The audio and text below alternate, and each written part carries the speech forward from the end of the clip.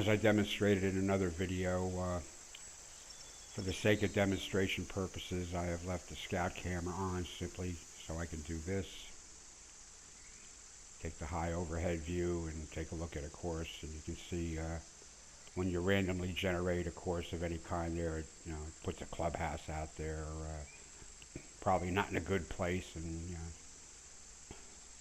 certainly not well worked or thought out. And we've left a few bunkers around the greens so we can work on bunker shots.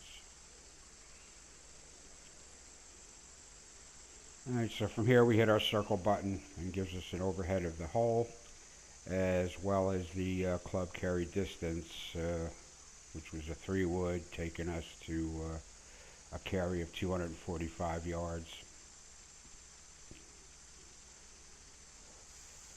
And even with the wind off here, just so you know, I'm going to go into settings, and I'm going to enable the wind just so you can see what I was describing earlier.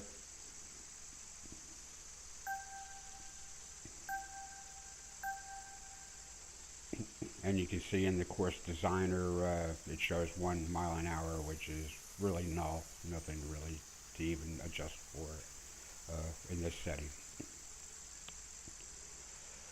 Okay, so let's take a look at the overhead. We are 322 yards to the hole. I mean, you're not going to drive it that far unless you had a 25-mile-an-hour wind behind you anyway.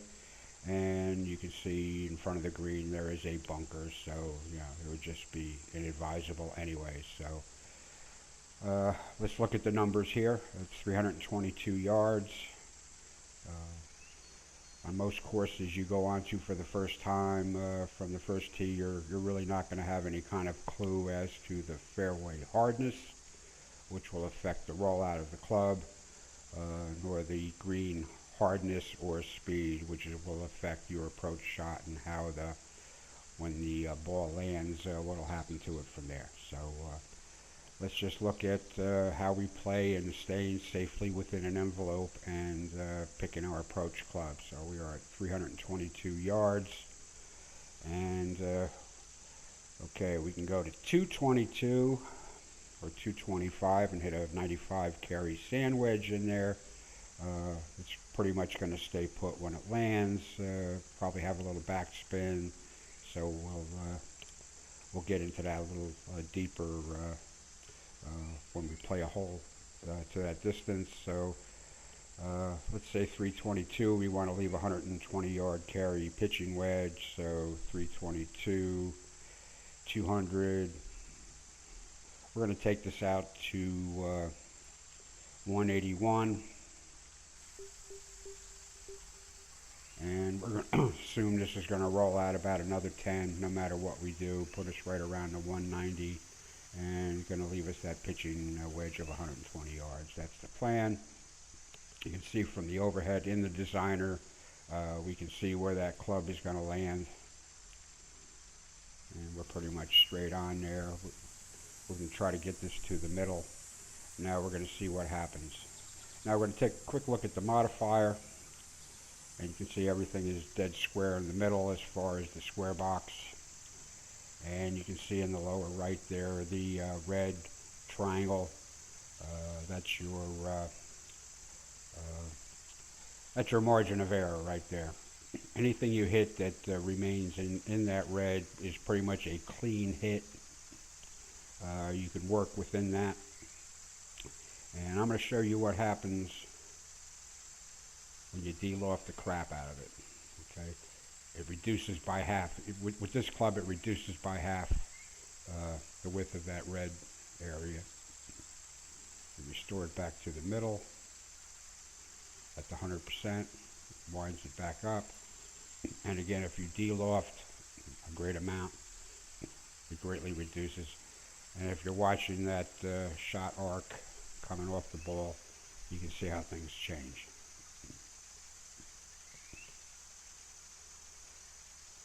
So we're going to put that right back smack on the 100. The white line should obscure the red line.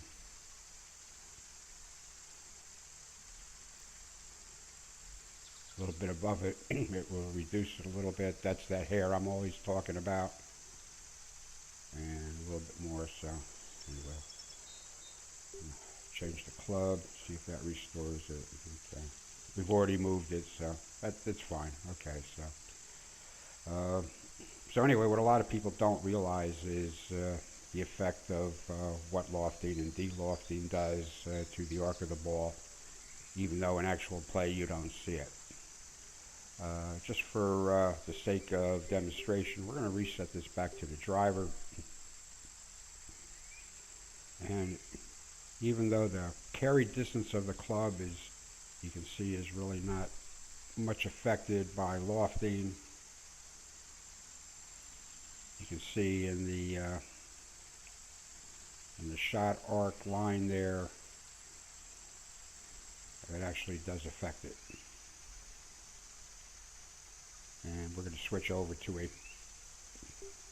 driver punch. And you can see that it's adjusted the shot type. It's actually taken it one block below middle, and then it's defeated by restoring it. So we put that back to normal. We're all nice and square. Everything's in the middle again. All right, so now we're going to go back to our original plan. We're going to take that 181 carry club, assuming it's going to run out to about 190, right into the middle of the green. Now, before I make this shot, let me talk about controllers. I use a standard Sony DualShock controller. There's other stuff aftermarket stuff out there. There's cheap replacements, there's cheap wired replacements, which are pretty much to, the original Sony spec. But there are other ones out there, specially set or with the capability of modifying things. The biggest issue with those as they pertain to this golf club game is the width of the dead spot in the stick movement. And they can either be bought that way or adjusted that way to increase the dead spot, so it's nearly virtually impossible to hit anything but a straight shot. Now, while that might seem attractive to some, further demonstration here, I hope to show you that you can use stick work to work within that red cone and create draws and fades just by manipulating the stick. And to show you that a little bit, I'm going to go back to this view here, and what I'm going to do, I like to hit my stick a few times there. It just helps me aim, and I'm going to take it out a little bit to the right, just right of center of the fairway. And what I'm going to attempt to do is to make a draw swing. I'm not going to use the modifier at all to adjust my stance to make that draw. I'm going to leave it straight. So my theory is I am going to slightly close the club face at impact by using the stick, which means I will take it back straight to that 6 o'clock position in the lower middle of that circle. And what I will attempt to do is to push the stick up, not to the upright 12 o'clock position, more to the 11 o'clock or 11:30 position, and let's see what happens. See, I'm just a little bit off the center, and I've managed to take a gentle amount of draw. Now, getting back to the controllers, even though I find those aftermarket Hori brand controllers to be an abomination to this game anyway, or an aberration, those are the kind of things that the guys that play the first-person shooter games will often use. It just makes them easier to line up, shots, to kill enemies in whether multiplayer or whatever. And I just think it kind of puts things almost to the level of cheating in this game. I'm not accusing anybody, whatever. you spent for this game. Whatever you want to get out of it is up to you. I'm just saying, as it pertains to the idea of amateur golf, you should avoid those. What I will recommend, and I've told a couple of people about this, you go down to your local GameStop or Walmart even, or Best Buy or wherever, they have a big video game and console and accessory department. I find it useful to invest in a set of stick extender attachments, which are like a hard plastic base with a soft touch vinyl top, and they'll extend your DualShock sticks about a half an inch.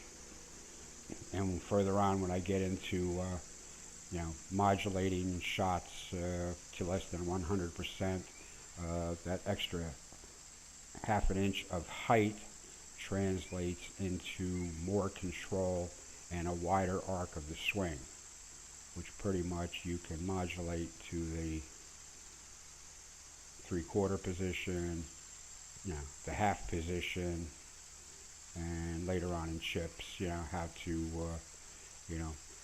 a 9-iron chip will easily go in nominal conditions to 23 or 24 feet, and you only want 18, and the pitching wedge chip isn't going to get it there, so you're going to learn how to, make an easier chip, all the while avoiding, messing around with the shot modifier for loft, de-loft, etc. Okay, so anyway, it's given us a tee shot that came up a little bit short of what we wanted, but it's okay. It's handing us a 132-yard carry 9-iron. We have 127 to the hole, 4 feet up, so we're going to call that 129. So what we're going to do is, we know the greens are flat here and the wind is null, so what we're going to do is we're going to put a slight amount, a hair of de-loft, which should check this club up just slightly, and another half a hair. Okay, so when I'm talking hairs, I'm talking about putting that white line, just up far enough so the middle red line is no longer obscured. Hit as straight a shot as we can manage, because we don't need to do anything fancy here. And we've still managed to go to 132. Okay. Now we already know the greens are on the flat side. There isn't going to be too much going on between the ball and the hole, no matter what we do. So now I'm going to talk a little bit about any defect in your putting stroke. Most of us probably notice at the end we're not quite perpendicular up and down in the shot feedback. Most of us probably have some kind of defect. My particular defect is to open it a little bit, which means I'll take it straight back, but I'll be slightly to the right of top at the end. It's just a natural thing. So you could either invest some time into correcting that, or you can work with it. So I know that my club face will probably wind up a little bit open, so I just nudge it a little bit to the left and work with it.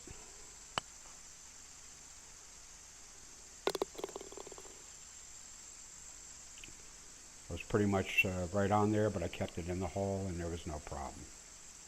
So, okay, so made our point there. Now we're going to go to the next hole.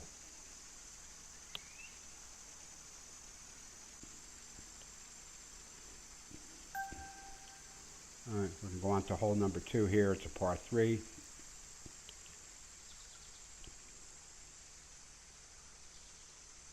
It's all the random default lengths that the course generator gave me, so whatever it is, I'll be working with it.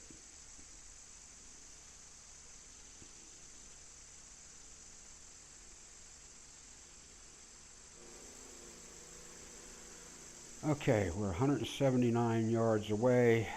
Plenty of green to work with in front of the hole itself. Probably only need 162 or 3 to carry that bunker. we have a 5 iron. Now 5 iron's, medium iron.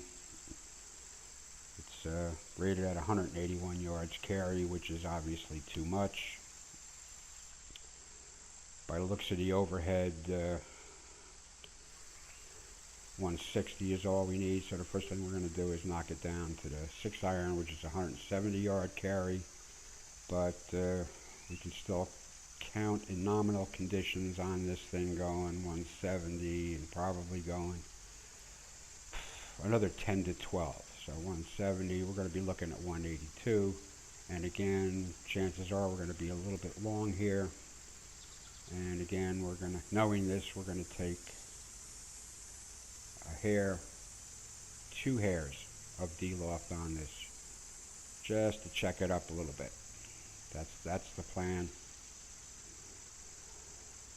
We're going to aim it right at the hull.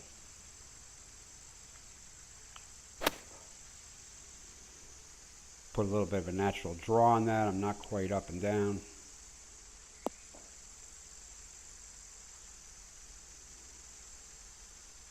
And we've carried at 174. Okay, here we are with a putt. It's an inch down. Now when it's an inch down, it's talking about pretty much, it's not an inch down to the front of the hole, it's an inch down to the bottom of the cup, basically, which is not entirely accurate, but that's how you really should read it. So we're still looking at a, straight putt. Again, I'm just taking a hair to the left to counteract the defect in my putting stroke. And again, it finds the hole.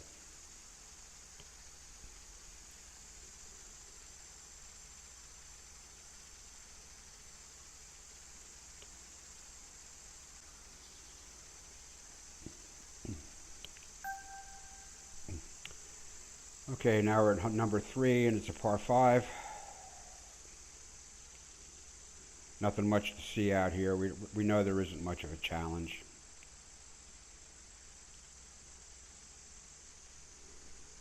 But this will be our first hole where some real course length management will come into play. And 645 yards is what it's given us. So without much wind to help, that's, we're looking at a 3-shot par 5. It's handing us the driver. And at this point, actually, I don't see much point in changing that. The arc's got us right in the middle of the fairway. I don't see a problem, so there isn't a whole lot to do here, so we'll just hit it. My natural tendency is to put a slight amount of draw to that shot shape,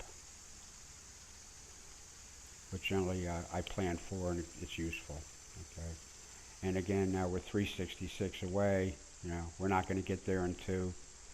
So, okay, so now we start doing a little bit of math and aiming. So 366, so what kind of approach, we're going to have to make 2 more shots. So what kind of approach club do we want to make? Ideally, we'd like to go at it with a sand wedge or a pitching wedge if we have a choice. So let's figure pitching wedge, 366, down 6 feet. So we'll call it 360, just to take care of any extra rollout. So 360, 260, 240. And I know that a 5 wood will carry 225 and probably roll out to 3 wood carry range, which is 245, which should put us right where we want to be. And knowing everything that we already know, we know we have a little extra room to the left of the hole, so we will play it accordingly.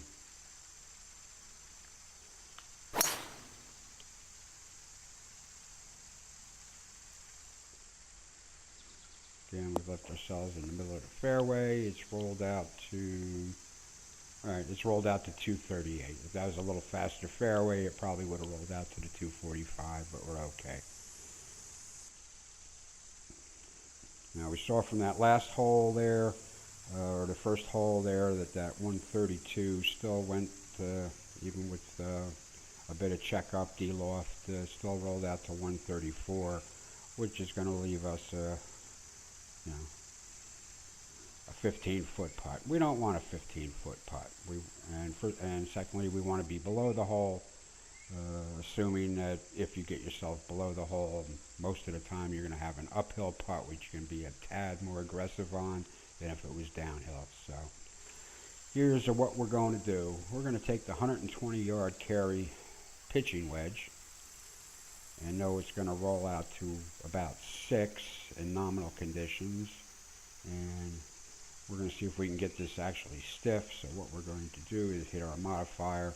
We're going to take a hair of D-loft on it, which really isn't going to affect the carry so much, but it will bring it in a little bit lower. It's going to land a little bit hotter. It's going to bounce forward just a little bit more, and then complete its rollout just a little bit more. So we're going to see how stiff we can hit this shot. See? Really didn't affect the carry distance, and still left us an 18-foot putt. Again, just take it a little bit to the left.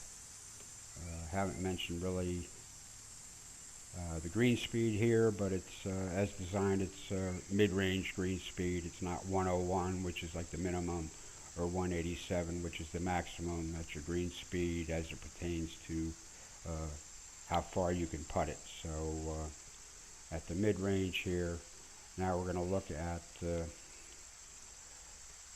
putting this ball hard enough to just past halfway point. Okay, so if it's 18 feet, we're going to set it for 9. So that's about the spot we want to hit it to. So we'll set it back to the 18.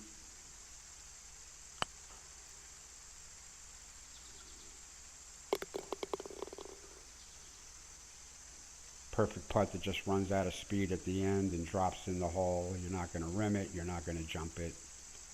You're fine.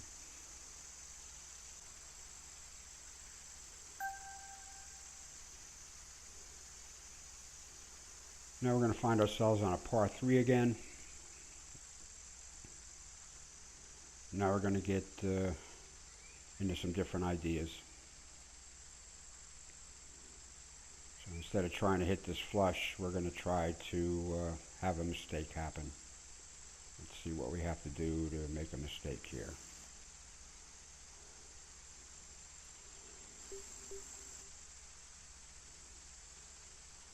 Alright, the mistake is going to be to put it in that bunker on the fly, which should leave us it's not going to be quite on the fly, but it'll roll in. Okay, we'll let it roll in.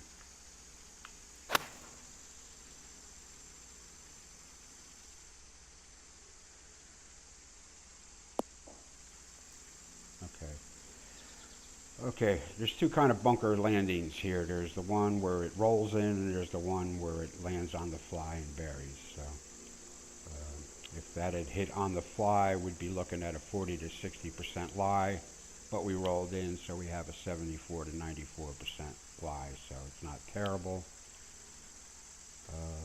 In all cases, from the sand, I like to use the sand wedge, regardless of the distance, and we're 23 yards, which is just basically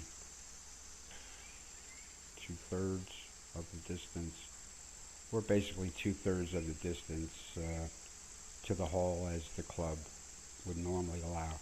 So this is where I hit the thing twice, and now 2/3 of the hole. Now we're going to split the difference. 74 to 94, we're going to call it 84, which is roughly 20% penalty of carry distance, so 35, 3.5 yards twice, so 7, so that's going to go to 28. So a full shot should take us to 28, so let's see what happens.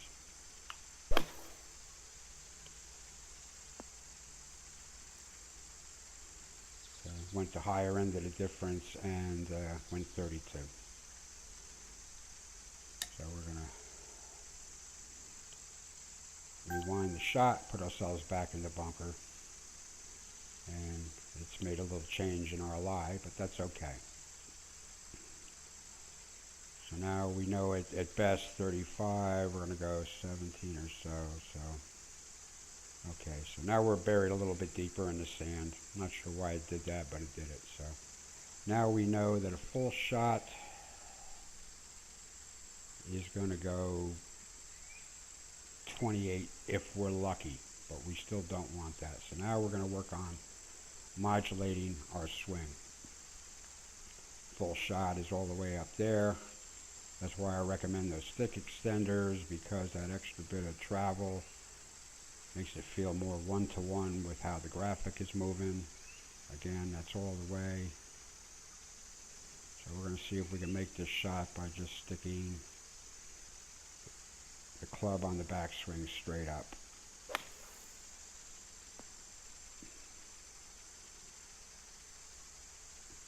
Safely out of the bunker, but not perfect. We'll rewind the shot once again. Now we have the same lie.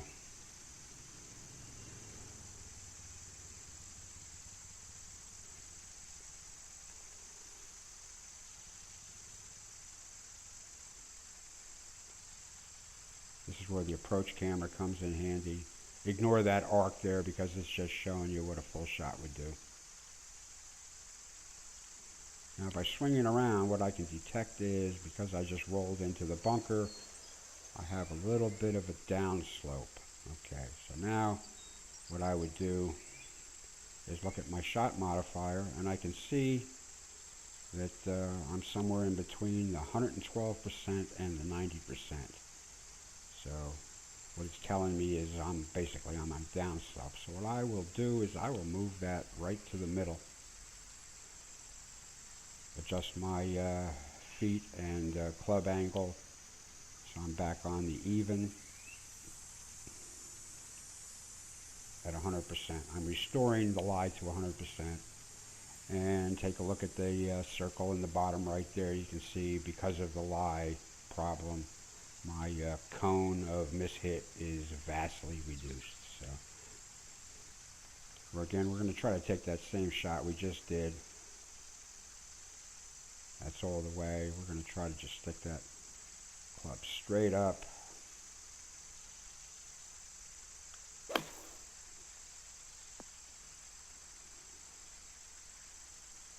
And we did a little better that time. For giggles, we're going to do it one more time. We're going to restore the loft to even, or restore the lie to even. Again, noticing we have a very small margin of error on here.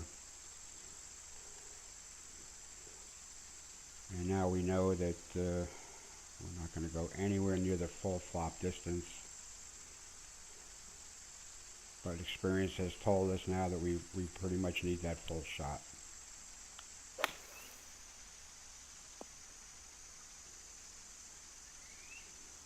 And because of the crappy lie, we had no backspin on that. If that was a fairway lie clean, we would have had backspin on that shot. So again, just take a look, but we know it's pretty straight. On these short ones like this, I just want to make sure I'm not putting to the front of the cup. I'm putting to the back of the cup, hitting it just hard enough to do that, and we're okay.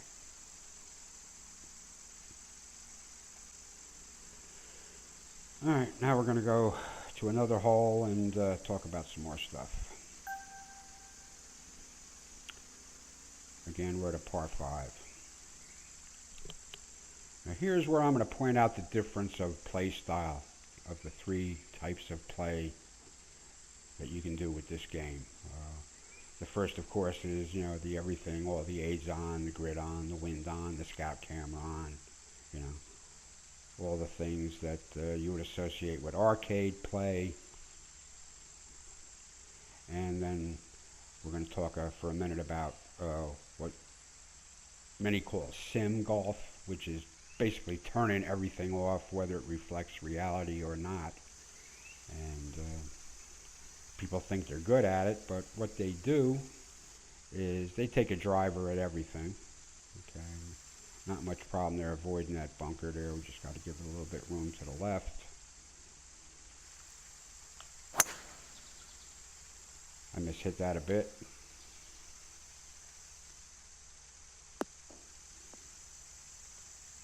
But that's good. We'll take some practice from a light rough. Okay, it's an 81 to 95% lie. And you'll notice as we back off clubs, the lie gets a little better and better. Okay, so we're 346 yards away. I mean, there was no way we were getting there in 2 anyway. So what do we want to accomplish here? Well, what I like to accomplish is get out of trouble. So I will aim over, advance the ball safely, and my intent would be to pitch out of trouble. So I will back off to the pitching wedge, set it for a pitch, bing bang, out of trouble, no problem. I set the camera so I had a good view of where I was aiming to. Okay, now I'm 271 away. And it's giving me the 3 wood and 245. In most cases would roll out to driver carry range, which is 265. So I'm going to accept that.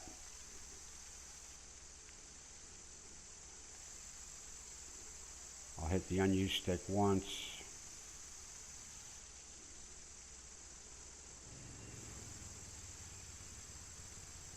Again, we're not worried too much about the wind. Now also notice the lie blow in the upper right hand corner there. A wooden club from the fairway is going to give you, from a clean lie in the fairway, is going to give you that 93 to 100% lie. If you back it off to the 3 iron or the 5 wood, you know, it only improves a little bit. Back it off to an iron club, and you can see you're at a clean, 99 to 100 lie. So wooden clubs from the fairway, you're not always going to get what you expect. But what it's telling you here is any kind of mishit, you're going to lose nearly 10% carry distance, which is 24 yards on this club, which means you're going to come up short. If you hit it, dead solid perfect, it might carry at or about that 245 and roll on, a good 20 more, which should be good here. So I already know my natural swing defect is to close the club face just a little bit and have a bit of a gentle draw, so we're going to adapt to it. Went a little the other way on me, but that's okay.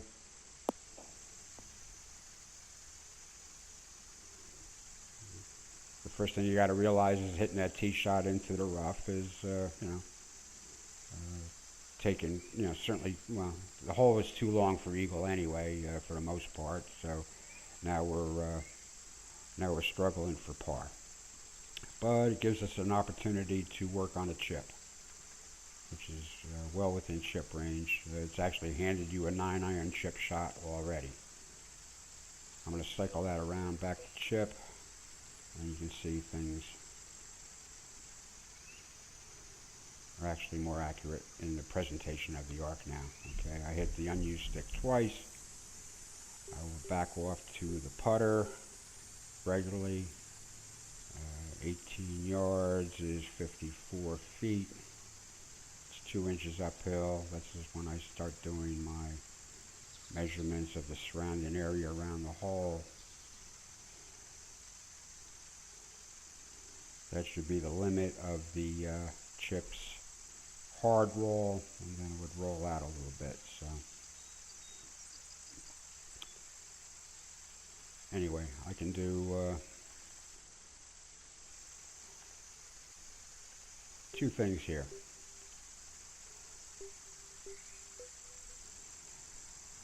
Alright, now under most conditions a 9-iron chip is going to fly 7, take a bounce, roll hard another 7, and then roll out another 7. So you're looking at anywhere from 21 to 25 feet total, okay? If that's not, and it will be too long for this, okay? So if you back it off, that 6 is going to go 6, take a bounce, go hard another 6, and then maybe another 3, so 6, 6. So that's going to come up a little short. So that's the club, but you don't want to go long. You don't want to go, you don't want to go 24. You want to get it to 18. So if we take it all the way back, we're going to go way past the hole. So now the trick, and now why I recommend those stick extenders is you can more easily modulate what you're doing here. So the full back swing is taking it well past my feet. If I want to get about 3/4 of that, I want to get it halfway between the top of that, where the club head is, and my feet.